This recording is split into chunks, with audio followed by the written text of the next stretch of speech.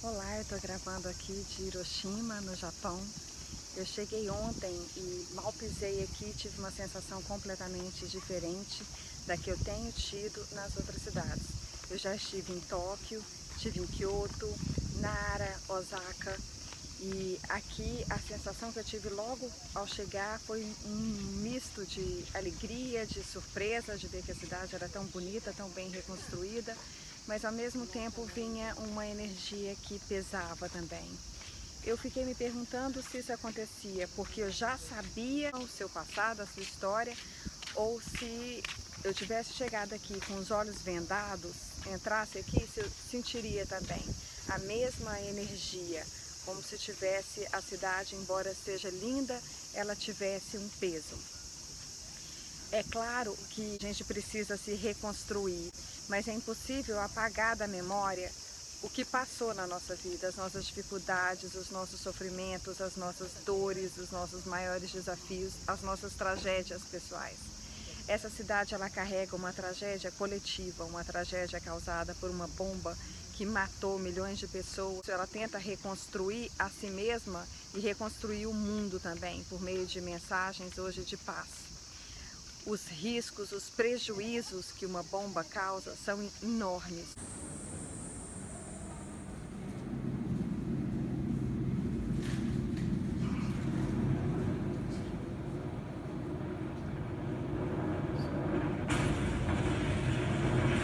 É preciso combater a guerra, combater a bomba atômica e não permitir mais nem a sua construção, nem materiais que ajude com que ela seja construída. Porque a mensagem que a gente vê aqui é de quantas pessoas inocentes sofreram com isso.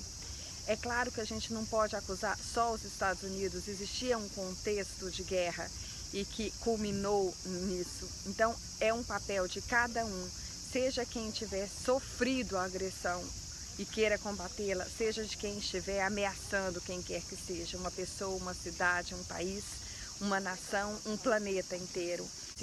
Eu estive no museu, visitei, observei cada detalhe que tem ali, é de uma beleza impressionante, de uma grandeza e também de uma forte espiritualidade, tentando utilizar algo que foi ruim para reconstruir. No período em que a própria cúpula da bomba A foi reconstruída, muitos dos residentes aqui em Hiroshima, eles queriam apagar o passado, deixar para trás e esquecer tudo o que aconteceu, toda aquela tragédia.